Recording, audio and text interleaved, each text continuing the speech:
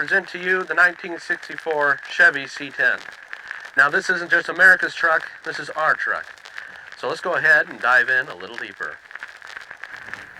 Our Chevy might be a little worse for wear, but after 60 years, nobody can deny the fact that it's still on the job. With a 5,000 pound tow weight rating, this thing is perfect for what we do around here at the garage. Let's go ahead and take a look in the bed.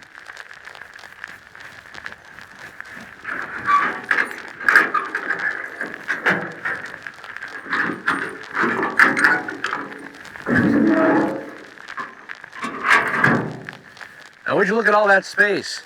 You can fit just about everything you need in the back of this truck. Anything from horse feed, hay, straw, manure, anything you might need. Even some tires, maybe even a winch.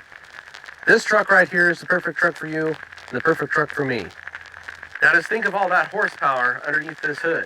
Now if you like what you see and you want more of this truck, be sure you go back and watch some of the older videos, because there's a lot more this old 6-year-old truck has to offer, and we can't wait to share it with you.